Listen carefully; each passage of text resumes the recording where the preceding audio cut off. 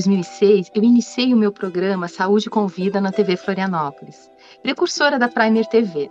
Mal sabia eu que o slogan "Por que se espera a doença para pensar em saúde?" era, sim, uma proposta visionária que recebi através de um sonho que me fez com que minha intuição entendesse que, naquele mesmo momento, deveria preparar todos nós a esse despertar preventivo frente à pandemia mundial. Naquela época, eu não entendia o propósito de estar realizando o meu sonho, literalmente, e estava finalizando meu mestrado em Reiki e me via como um instrumento a serviço do grande todo, como todos nós somos, os alquimistas do agora. Agora, eis-me aqui em 2023, na Primer TV, apresentando a todos vocês Saúde com Vida Sustentável, a rede dos alquimistas do agora. E te pergunto, no que você faz a diferença para nos ajudar a co-criar esse novo futuro pós-pandemia? Você já pensou nisso?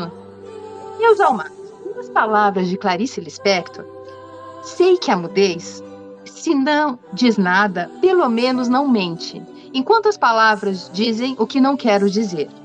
E hoje, nosso alquimista do agora tem muitas palavras a dizer, começando com sua história de vida. Paulo Wittmann é publicitário, redator, diretor de criação, consultor de comunicação, presidente da Academia Paranaense de Letras, compositor e letrista, com cerca de 100 canções gravadas por diversos artistas. Autor de teatro, roteirista de programas de televisão, poeta e escritor, e um ser generoso de estar aqui conversando conosco. E seja muito bem-vindo em nossa sala de estar bem, saúde com vida sustentável, a rede dos alquimistas do agora, Paulo Vitor. Eu que fico muito feliz de estar aqui, porque é uma oportunidade de mais uma vez usar a palavra para chegar até as pessoas e dizer alguma coisa que provavelmente eu tenho para dizer dessa minha vida, né?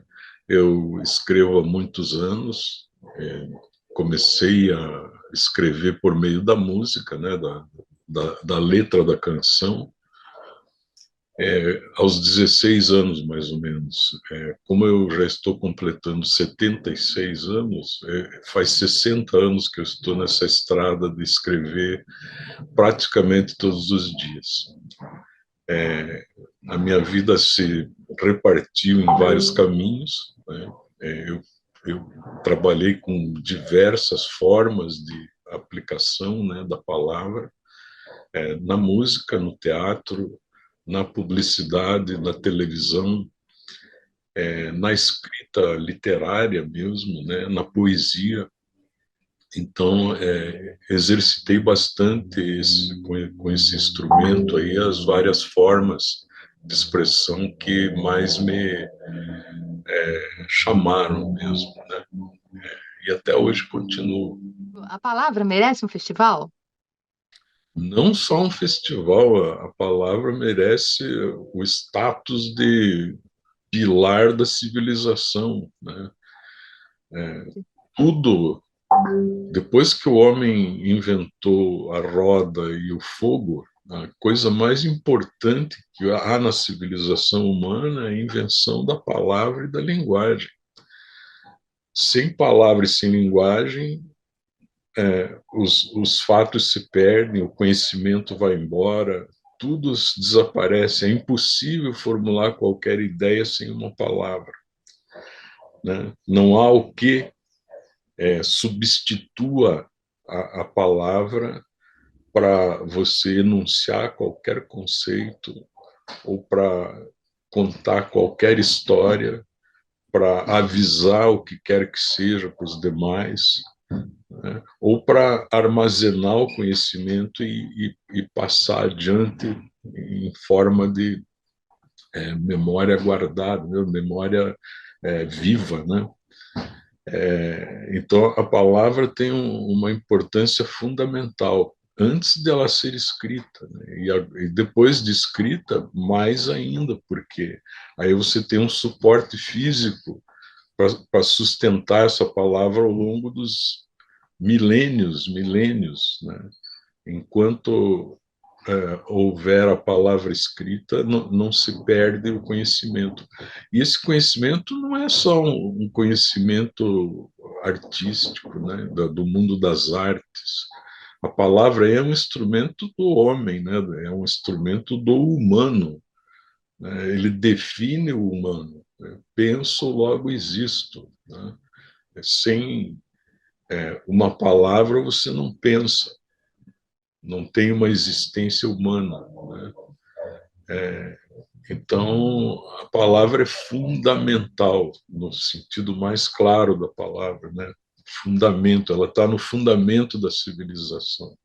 Então, ela merece todas as festas, celebrações, e merece a reverência de todas as pessoas, porque realmente nós devemos o estágio do conhecimento que hoje o homem tem à palavra.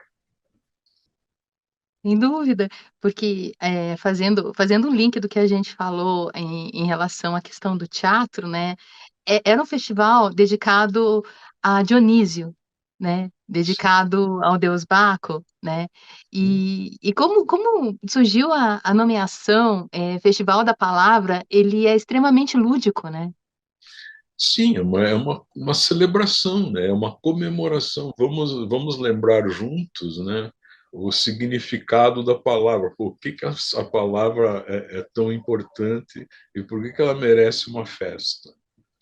Porque ela merece ser festejada. Então, vão ser exibidas diversas formas do uso da palavra, mas de uma maneira inovadora, na minha opinião.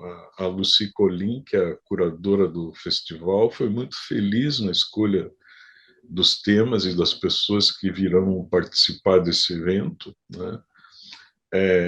Que certamente vai ficar marcado na história da cidade. Esse está sendo o primeiro, né, primeiro É o Festival da primeiro, Palavra. é pioneiríssimo, né? Então dá orgulho de participar desse primeiro momento, assim. Parece que a gente está abrindo um caminho novo para a celebração das artes aqui em Curitiba, né? Referência ao Raul, está passando um trem aqui na frente. Ah, isso é legal. Isso é muito legal. Você mora no Bacaxiri? Isso, Ah, tá passa vendo? o trem, Eu conheço esse trem. vem Ele o já me trem. perturbou durante algum tempo em que eu morei perto.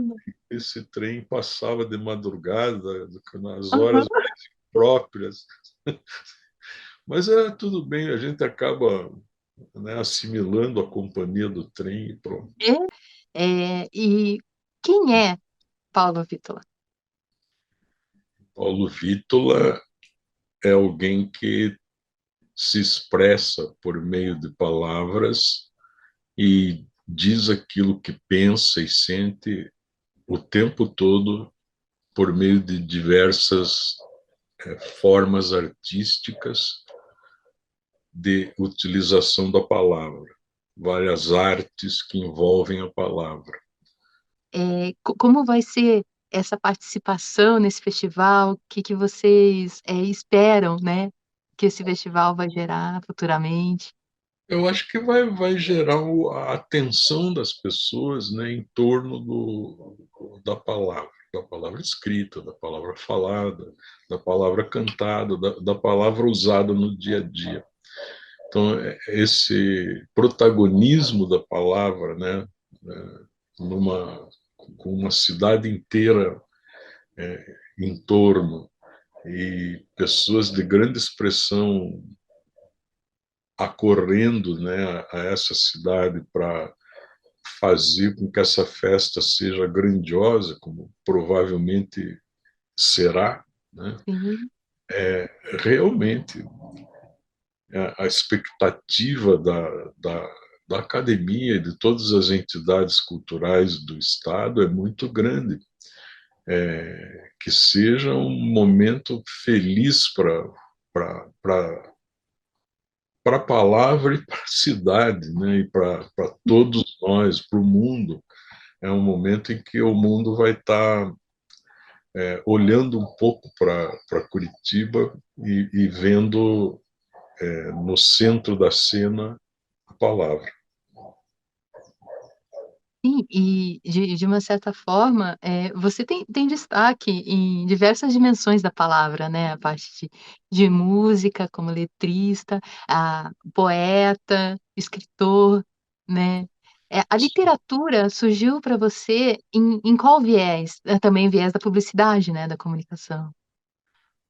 Na realidade, a minha primeira manifestação assim de uso da palavra de forma artística, vamos dizer assim, né, mais procurando uma expressão das emoções, dos sentimentos e tal, foi como letrista de música. Eu comecei, na verdade, fazendo música. Sempre achei que poesia para mim é música, né? Poesia para mim está ligada intensamente à música, né? A poesia lírica, né? A poesia que se fazia com a lira, né? Que se cantava, na verdade. A poesia trovadoresca, o que era senão a canção, né? A poesia fundamental, a poesia para ser declamada ou falada, para guardar memórias, né? Você veja que eu comecei a minha parceria com o Lápis, que foi o meu parceiro inicial, assim. Depois que eu fiz muita coisa sozinho, né? Exercitei muito sozinho, eu fui parceiro do Lápis. O Lápis era um violonista, compositor importante de Curitiba, praticamente dominava as noites da cidade num momento em que eu era um menino, eu não entrava nos lugares onde ele tocava, né? Não podia entrar, não tinha carteira de identidade falsificada, né? Então, eu me encontrava com ele porque ele era meio vizinho meu, ele morava nas Mercês e eu aqui no Bigorrilho. Então, ele, quando vinha para a cidade, ele dava uma passada na minha casa. Eu tinha 16 anos. Ele já era um pouco mais velho, tinha uns 19, 20 anos, né? E a gente começou a trocar figurinhas ali. As primeiras canções que eu fiz com o Lápis, eu tinha essa idade, 16 anos. Essa geração foi abençoada, né? Abençoada mesmo, assim. Carlos Lira, Edu Lobo, né? Gilberto Gil, Caetano Veloso, esses caras eram, na verdade, os grandes poetas daquele momento, né? Os poetas, vamos dizer assim, da palavra escrita, os grandes poetas da palavra escrita eram João Cabral e Carlos Drummond de Andrade, né, naquele momento ali. Eles não tinham grande afinidade com a música, né? Mas, exceto pelo fato de que a poesia sem música, ela não sei, a poesia é para ser falada ou cantada, na minha opinião. Não, não, Sim. não é uma coisa só para ser lida com os olhos, né? Aí, no caso, falando de música, a publicidade também tem os jingles, né? Sim, sim, mas veja, no salto da canção para outras linguagens, né? Eu comecei a trabalhar para o teatro, músicas para o teatro, né? Então, a música para o teatro veio antes do jingle, na minha vida, assim, né? Eu trabalhava na televisão, eu escrevia na televisão, era redator, né? Produtor de programas de televisão. Eu estava com 20 anos, mais ou menos. Ao mesmo tempo, comecei a fazer canções para teatro, né?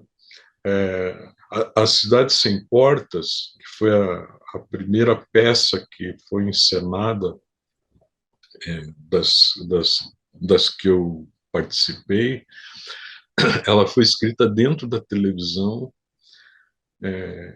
pelo Aderbal Fortes, que era o redator-chefe principal do noticiário mais importante da cidade na época, que era o Show de Jornal, e eu fiz as canções. A direção desse espetáculo foi feita por um outro cara que apresentava jornal na TV e era um grande ator e diretor de teatro, que era o Sally Volokita.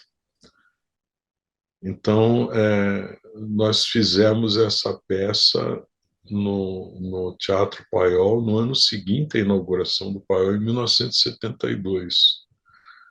Né? Nós escrevemos essa peça antes do teatro ser inaugurado. Ele foi inaugurado no final de 71 pelo Vinícius de Moraes e o Toquinho, com a Marília Medalha e Trio Mocotó. Em março de 72, portanto, março do ano seguinte, nas comemorações do aniversário da cidade, nós estreamos a Cidade Sem Portas, que era um espetáculo musical que contava a história da cidade de uma maneira interessante, divertida, para todos os públicos, todo mundo amava a peça. E como surgiu esse nome? Eu achei demais esse nome. Então, a inspiração desse nome veio de um verso do Carlos Drummond de Andrade na Rosa do Povo, né, que ele fala de uma cidade sonhada, uma cidade sem portas, de casas sem armadilhas, um país de riso e glória como nunca houve nem uma Tá cidade, legal. uma cidade do homem. Então, cabia perfeitamente como uma denominação para essa cidade que se abria para o mundo, né, naquele momento ali. Havia grandes transformações ocorrendo na cidade, a implantação do plano de diretor dava um rumo diferente para a cidade e enchia as pessoas de orgulho.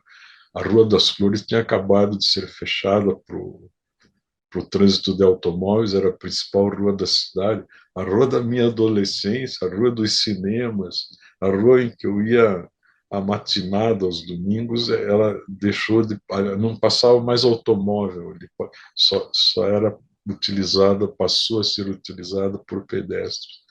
Os olhares do mundo estavam voltados para Curitiba naquele momento, que era a experiência urbana mais importante que se fazia na época, né, urbanística. Legal. Então, Cidade Sem Portas por muitas razões, né? Até porque ela aceitava e sempre aceitou imigrantes de todos os lugares do mundo, né? Que fizeram, construíram, tornaram essa cidade o que ela é, né? Tem o suor de todos os povos, né? Não só de outros países, mas do Brasil inteiro, que vieram para cá, do interior do estado inteiro, que vieram para cá. E essa cidade realmente ela tem essa característica única, né? E o De prefeito dedicou também, né? O prefeito Greco dedicou também casas de leitura, né? Temáticas também para a cidade de São sim, Paulo. sim. É, olha, Curitiba Curitiba, a partir daqueles anos 70, ali, começo dos anos 70, ela teve uma transformação muito grande na área cultural, né? Para ter uma ideia, o único teatro que existia era o pequeno auditório do Teatro Guaíra e o auditório da reitoria da Universidade do Paraná. E Não foi com havia uma peça sua, né? Que inaugurou também em Guaíra.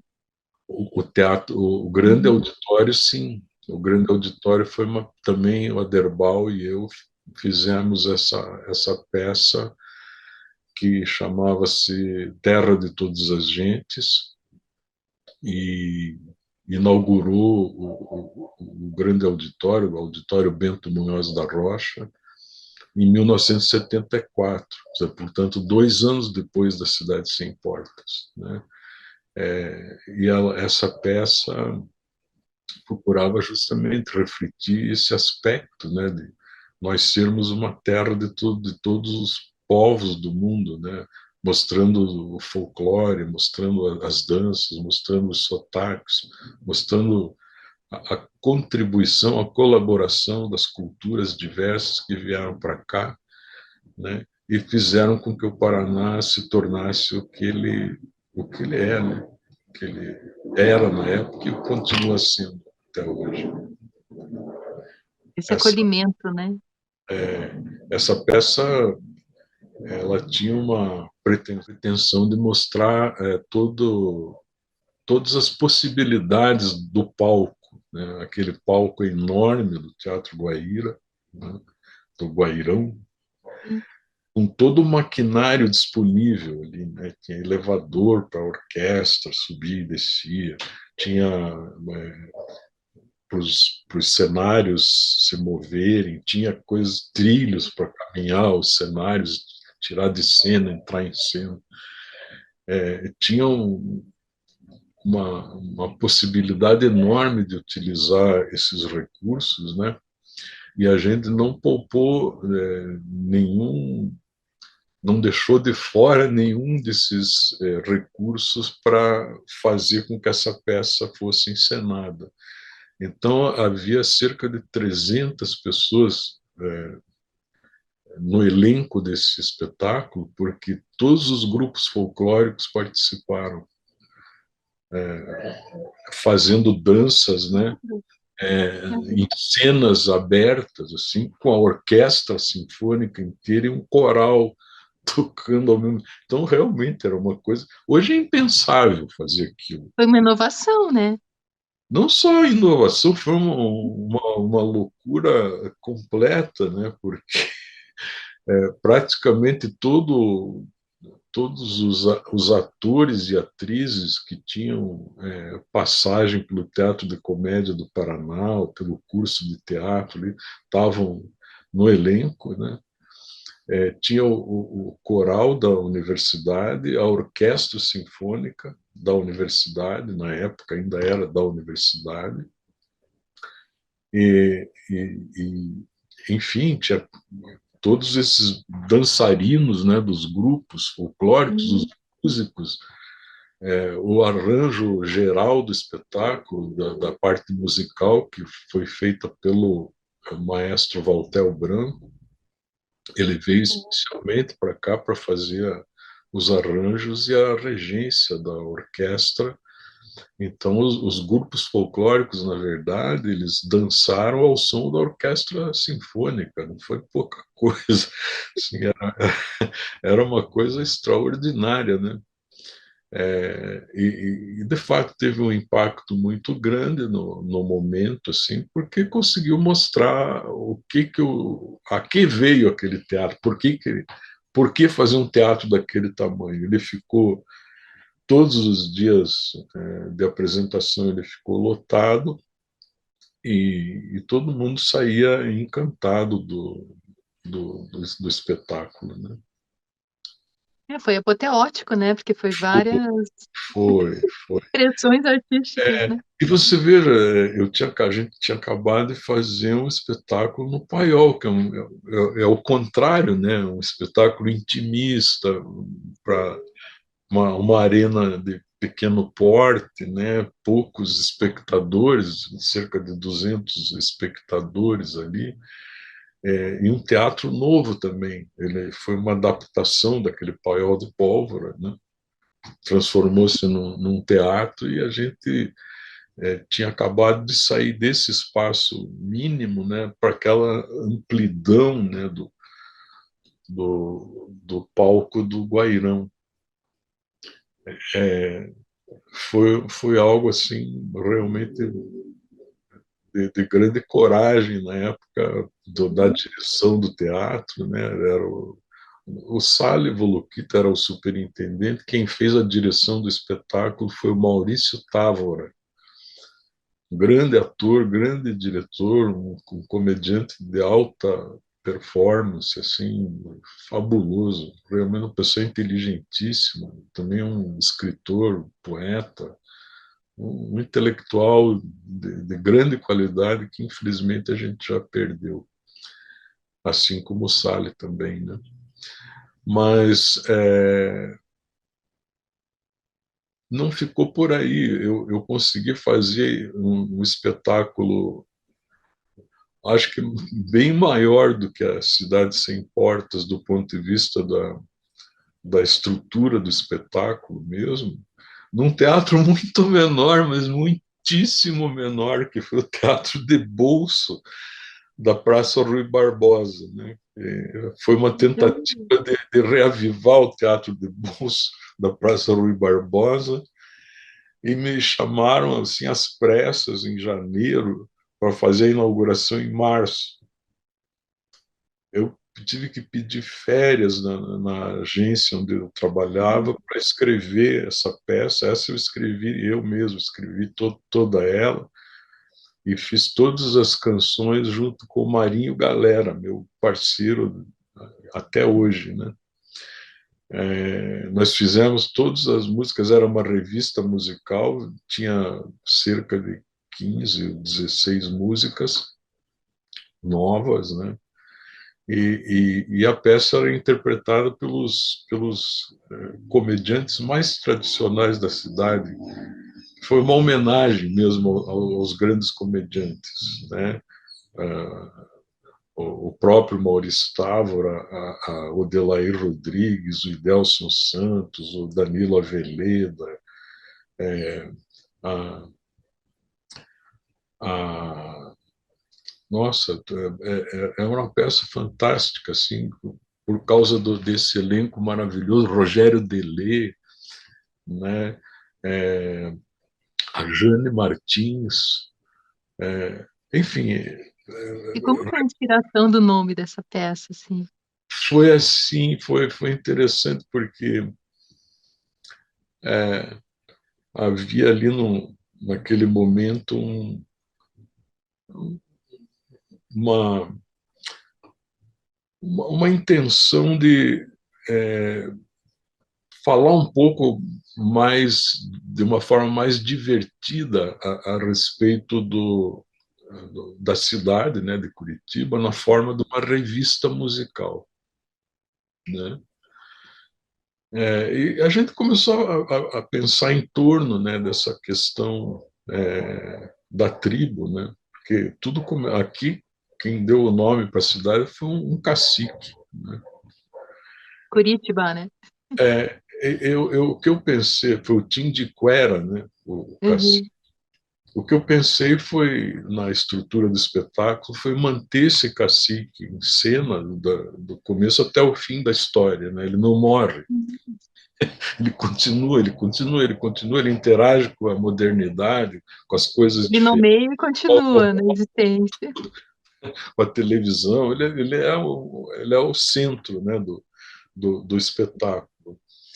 E daí, então, a ideia da tribo, nossa tribo, né? A nossa tribo é Curitiba mesmo. Aí eu peguei a frase do hino nacional, né? Ó pátria amada, idolatrada, salve, salve. Ó Curitiba, nossa tribo, salve, salve. Né? Fiquei no mesmo, na mesma métrica, né? Da frase do hino nacional, fazendo essa brincadeira com o título da peça. Essa peça se revelou muito maior do que o teatro podia suportar. Às Uhum. vezes parecia que tinha mais gente no palco do que na plateia. De fato, o teatro ele não foi dimensionado para isso. A gente não sabia o que ia encontrar lá, porque o teatro estava em construção enquanto a peça estava sendo escrita.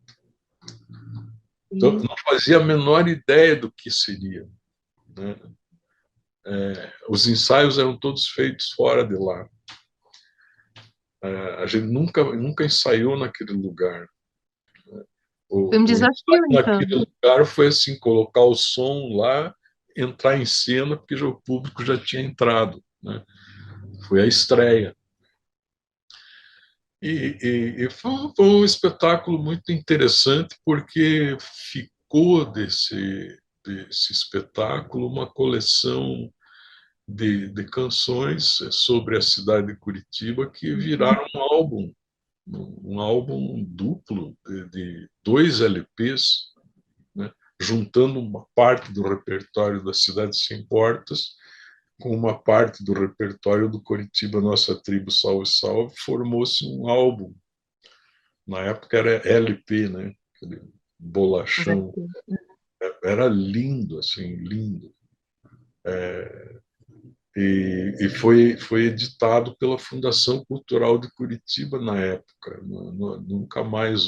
Na Cidade Sem Portas, já no ano seguinte, não, no ano de 72 mesmo, surgiu ao mesmo tempo a Fundação Cultural de Curitiba. Ela foi posterior ao teatro. Tanto é que a marca da fundação é o teatro. Né? Era o que Sim. identificava, né, de cara a cultura local, era o Teatro Paiol. Né? E o Teatro Paiol, ele tem uma peculiaridade que ele é circular, né? E isso era uma arena no momento que no país se precisava espaços onde as pessoas se encontrassem e falassem, né, umas com as outras. Era um momento de dificuldade grande, assim, do ponto de vista político, né? A gente estava sob um regime de ditadura militar, né? Então, todo lugar que se abria para o encontro e para difusão de ideias e palavras, né, era visado, e a gente de fato ocupou aquele espaço. Claro que tinha que passar tudo pela censura, as coisas não eram simples, né? Mas, enfim, ao mesmo tempo surgiu o MAPA, né? O movimento Atuação Paiol, porque foi feito ali no próprio Teatro Paiol como um ponto de encontro de músicos e compositores. Esse movimento ele durou alguns anos e tinha encontros semanais. Todas as segundas-feiras, nós, compositores, ocupávamos espaço ali. Havia o som disponível, a infraestrutura para a gente se apresentar músicas uns para os outros, trocar ideias, falar, enfim, fazer o que quisesse, na verdade. O palco era nosso, a plateia também. Então, e às vezes a gente fazia apresentações abertas mesmo, quer dizer, shows, né, para convidar os amigos, ou para chamar as pessoas mesmo para conhecer os compositores da cidade. Não havia outro espaço para isso, né? Era o Paiol mesmo. Né? Ou o Teatro de Bolso veio bem depois, bem depois, que eu digo quase 10 anos depois, né? O que você comentou assim a respeito da ditadura, de uma certa forma a palavra teve que buscar uma outra dimensão, que foi a dimensão simbólica, né? Para poder ser entendida. Escapar, né? Isso. É verdade, havia que ter um jogo de cintura, né, muito grande assim para você driblar a eventual má vontade, né, dos censores. A censura sempre é uma coisa triste, né, seja ela qual for. Né, Foi a liberdade de expressão, né, da arte. por mais razões que você possa encontrar e tal, né, do ponto de vista ético, moral, não sei o quê, a censura é uma prisão, né? É uma forma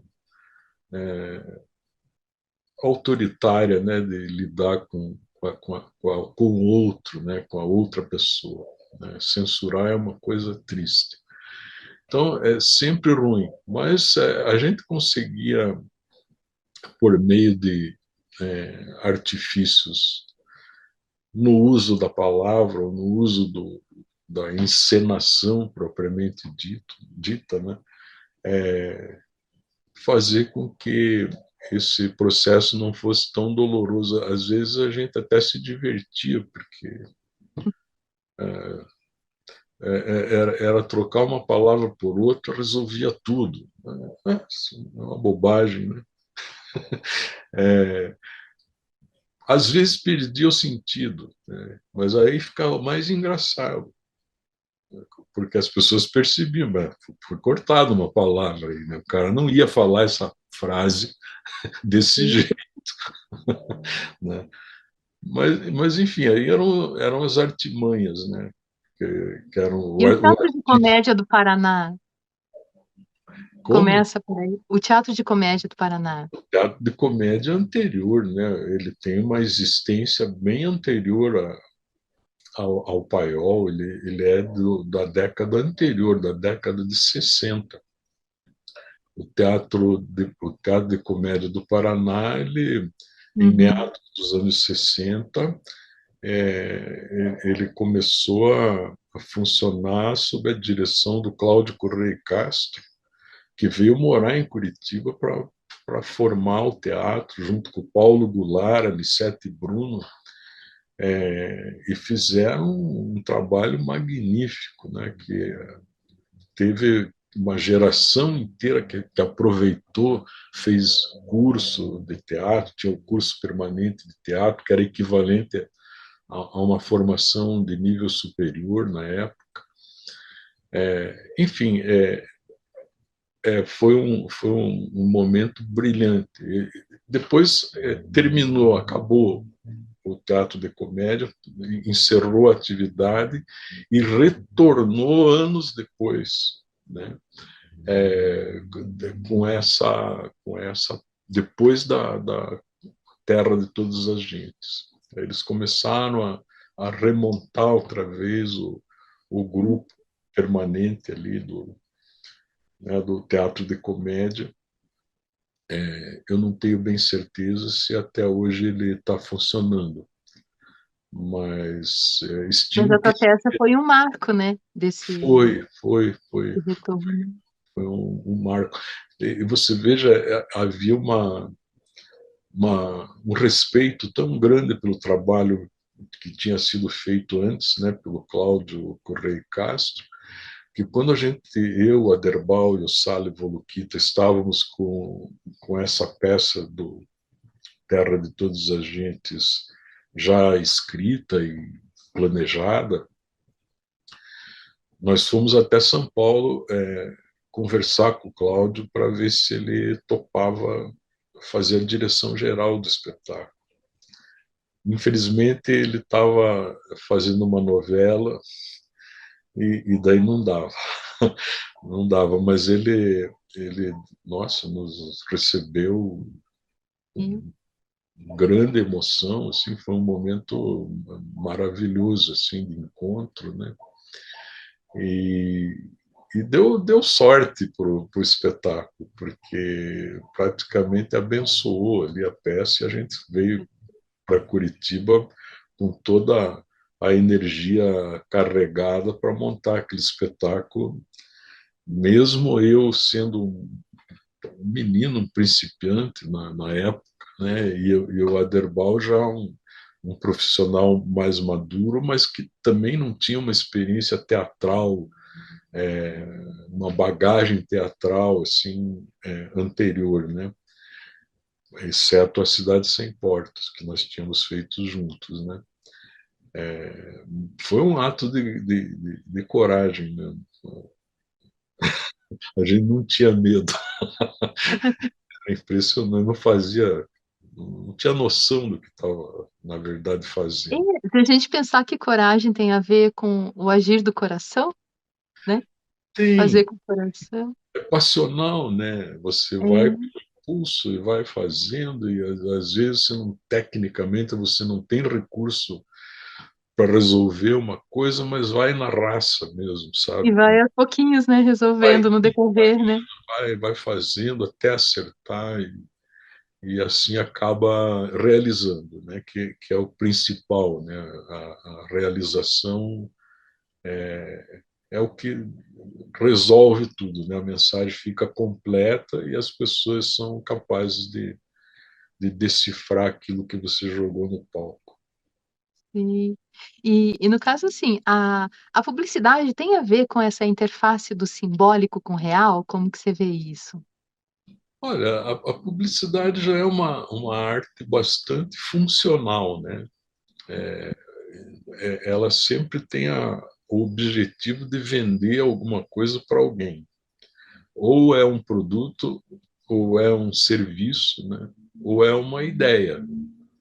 Certo. Existe a propaganda política, por exemplo, né? Existe a propaganda de um serviço telefônico, ou existe a propaganda de venda de um sabão em pó, né? A propaganda é sempre funcional. Ela está construindo marcas para vender coisas, né? Ou marcas que vendem determinadas coisas. Essas marcas são construídas pelo discurso dos próprios produtos, né, dos próprios serviços, ou por meio de analogias, símbolos, né, linguagens simbólicas que envolvem aquela marca numa atmosfera, né? Ela gostaria de significar tal universo. Então, eu lembro, por exemplo, de marcas de cigarro que se apropriavam do mundo do esporte, da ação, né? Como se tivesse alguma coisa a ver o esporte com o cigarro, não A tem lei de Gerson, absolutamente né? nada, é totalmente fora de propósito você associar cigarro com esporte, mas eles faziam assim, E a né? questão da lei de Gerson também, né, A lei de de ser Gerson, o levar vantagem, é, a popularização de certos conceitos assim que estão muitas vezes no subconsciente, né, ou no imaginário do brasileiro, do público em geral, né, e afloram de uma maneira, vamos dizer, sintética, né, na forma de um slogan, de uma frase muito repetida, né, que acaba. No caso do Gerson, foi uma pena, porque uhum. é um desportista de uma qualidade técnica assim impressionante. Eu vi o Gerson jogar várias vezes e, e era considerado o mais completo jogador de meio de campo do mundo na época, Foi um né? erro de interpretação, né, inclusive. Infelizmente, por ele ter esse aspecto de ser fumante, né, Sim. ele foi escolhido para fazer essa campanha. E, e ficou marcado por isso, né? Ficou carimbado por causa dessa campanha, né? Porque ele entrava com o cigarro dizendo que, como todo brasileiro, eu também gosto de levar vantagem em tudo, né? O levar vantagem passou a ser a chamada lei de Gerson, né? Todo É, mundo aí associa. inventar a lei de Gerson, e ficou marcado por esse fato. Agora, isso não desmerece absolutamente nada do que ele fez em campo como jogador de futebol, que foi um esplêndido jogador de futebol. Eu sou apaixonado por. Hoje não mais, mas já fui muito apaixonado por futebol e eu gostava de ir ao jogo, ir ao campo, gostava muito de assistir as partidas. E quando mais moço, né, e garoto, assim, gostava muito de jogar. Então, era, era uma referência importante assim do futebol brasileiro na época, né? O Gerson. E, enfim, o futebol. E como a palavra também, ela tem os 2 lados, é fio de navalha, né. Ela Ah, pode, eh, gerar coisas, como também pode matar, né. O quanto a sem gente tem que dúvida, ter esse cuidado, né. sem dúvida nenhuma. Você veja a publicidade da mesma maneira que ela construiu grandes marcas de, de cigarro, por exemplo, né? ela foi responsável pela maior campanha antitabagista que já se fez, talvez, no mundo, que foi a campanha antitabagista feita aqui no Brasil e que começou aqui no Paraná, aqui em Curitiba, com um evento chamado Dia Antifumo. O Dia Antifumo foi uma campanha de propaganda com pouquíssimos recursos financeiros, assim, mas com algum apoio de veículos, que propunha que num determinado dia as pessoas, mesmo os fumantes, não fumassem, né? E foram pessoas para a rua com cinzeiros, né? Quem aparecia fumando, a pessoa ia ali, entregava o cinzeiro para ele apagar o cigarro, e virou uma. E quando apagava o cigarro, todo mundo aplaudia. E isso se tornou um fato nacional, né? Um fato nacional. A partir daí começou a ser veiculado modestamente, assim, humildemente, uma outra peça de combate ao fumo e tal e tal. Aí nós já estávamos no governo do João Figueiredo, era o presidente da República, foi o último presidente da ditadura, né? E ele estava fazendo uma viagem pelos Estados Unidos e acabou tendo um infarto. Ele era um fumante inveterado. O João Figueiredo vivia fumando, né? E aquele fato repercutiu no mundo inteiro, saiu na primeira página de todos os jornais do mundo, e do Brasil nem se fala, né? Aí foi publicado um anúncio criado aqui em Curitiba, era um anúncio de página inteira nos principais jornais do país, com a imagem do presidente, né, do João Figueiredo fumando, e o título era "Pare de fumar, presidente". Ele tinha acabado de ter um infarto, o jornal inteiro falava do infarto, da operação, das safenas, não sei o quê. Então foi uma coisa de um impacto tão grande que dali para frente a, o cigarro foi começando a ser combatido por meio de ações de propaganda, depois pelo Ministério da Saúde, depois por legislação mesmo, que tirou do ar a propaganda de cigarro, até a, a estampa na embalagem das doenças que o cigarro causa, né? Tudo isso é propaganda. Né? Tudo isso é recurso, ou é propaganda ou é contra-propaganda, mas no caso é uma propaganda de advertência, né, ao fumante. A mesma coisa se fez com o álcool, né? O álcool tinha grande participação no mercado publicitário, e foi proibida, né, a propaganda de bebidas alcoólicas por meios de comunicação de massa, né? E essa advertência, né, faz mal à saúde. Enfim, E a da mesma publicidade está forma que ainda no seu dia a constrói, dia? da mesma forma que constrói, ela também É. transforma, né, comportamentos, Sim.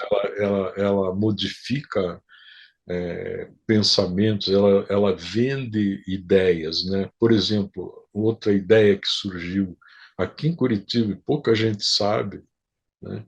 É a ideia das eleições diretas, da volta das eleições diretas. A campanha Diretas Já foi criada aqui em Curitiba pela propaganda do Paraná, e o primeiro comício das Diretas Já foi realizado na Boca Maldita. O primeiro comício da campanha das Diretas Já foi feito na Boca Maldita. O diretor de arte que fez as camisas amarelas daquela campanha, que fez o "Eu quero votar para presidente" em verde, escrito no peito, Uhum. é um diretor de arte que trabalhou conosco aqui e está aí, mora em Curitiba, o Bira Menezes. Ele trabalhou em parceria com o Hernani Buchmann, com o Sérgio Mercer, enfim, com grandes publicitários que fizeram com que essa campanha adquirisse a dimensão que adquiriu, Antônio Freitas, enfim. foi um momento brilhante assim da propaganda paranaense, né? Mas da propaganda em geral, eu acho, né? Porque acabou motivando uma nação inteira a vestir a camisa das diretas e a trazer de volta as eleições diretas. Você fez um livro, né? Então, tudo isso é extraordinário, né?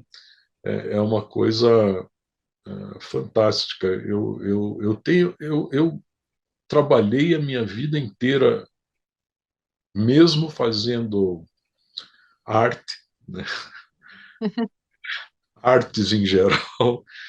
Eu trabalhei a minha vida inteira profissionalmente como publicitário, como redator publicitário, como diretor de criação, com grupos de talentos extraordinários que nós sempre tivemos aqui no Paraná, né? E foi o que, na verdade, garantiu a minha subsistência, porque não havia como sobreviver de arte. A arte só servia para perder dinheiro. Você não ganhava um centavo fazendo arte. Nunca foi naquele momento ali, não era a melhor coisa para um cidadão fazer, né? Era sempre algo gauche, né? Fora do percurso de qualquer pessoa que quisesse ter uma estabilidade financeira, porque não havia como ser remunerado. Simplesmente, não existia isso, né? Você trabalhava porque gostava, fazia música porque eu gostava de música, não porque eu tivesse uma plateia capaz de me sustentar, né? Não tinha. Mas é para alimentar a alma, né? Porque a arte Lógico, é a expressão do o humano, né? coração ficava vivo, eu conseguia depois ir trabalhar em outra coisa que me Sim. garantisse o sustento, né? E eu acredito agora que o Festival da Palavra, a palavra ela vai ter também os holofotes, né? Como teve o teatro, teve a música, né? Todos os holofotes, e acho que nunca foi tão importante, sabe? Porque há uma dissonância generalizada, assim, né? Não sei se é um fenômeno pós-pandêmico, é geracional, eu não sei direito. O fato é que as pessoas estão, essas gerações novas estão mais voltadas para si mesmas, né? Cada um para si mesmo.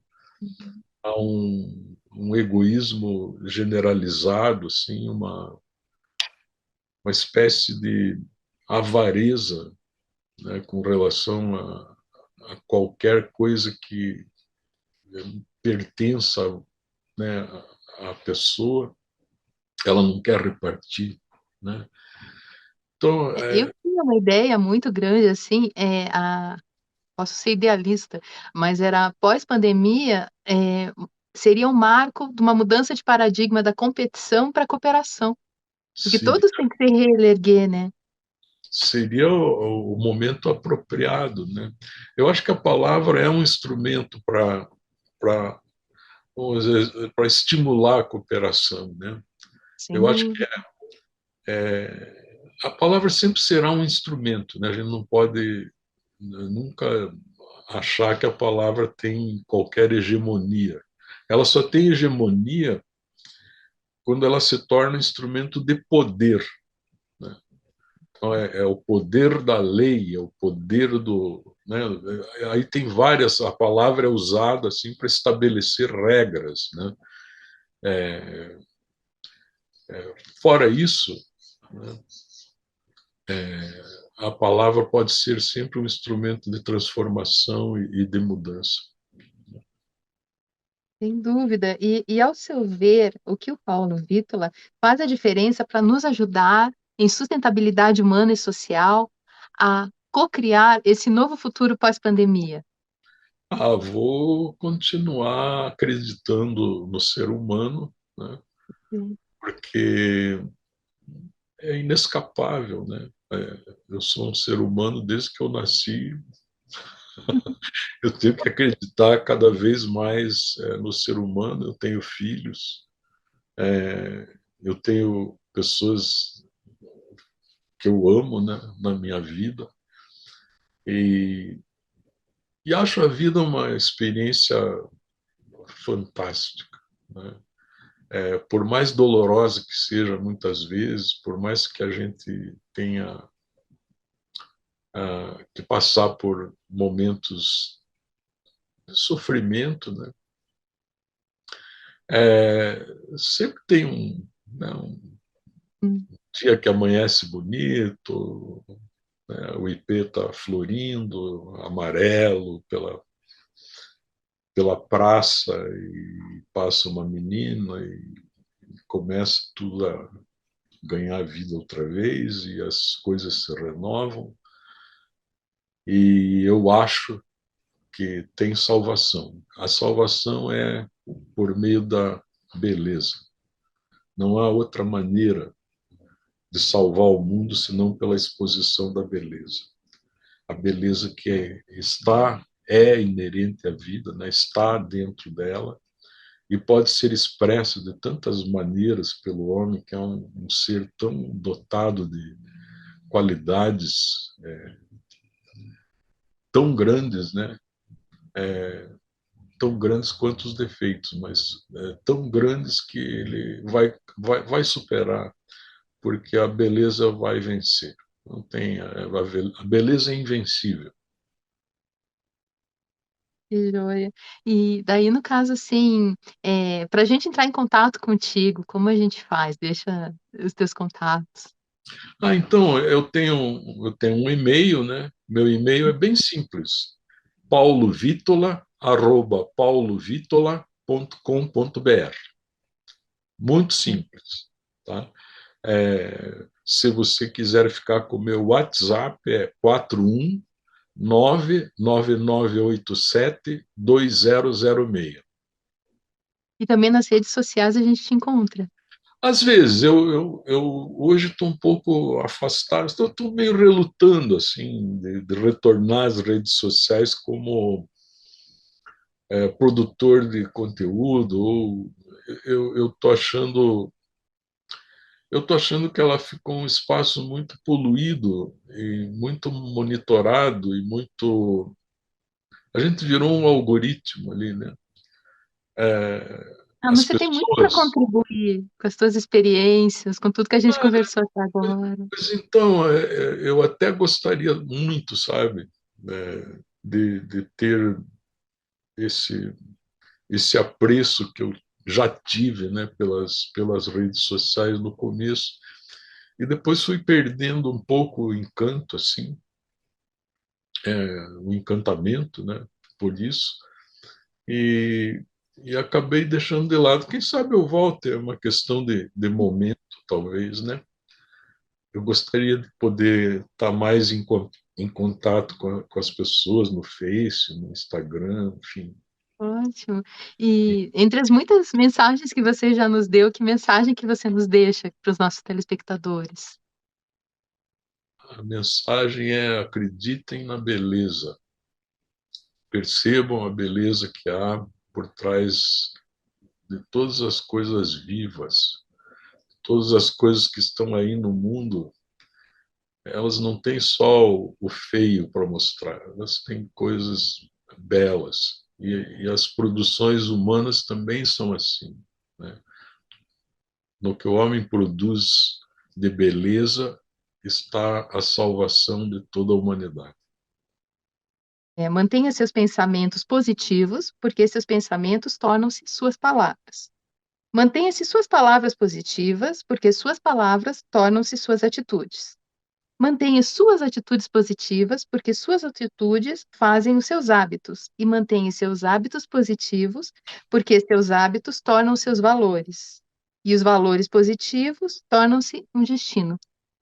Palavras de Gandhi. Muito E bem, se você Lindo, né?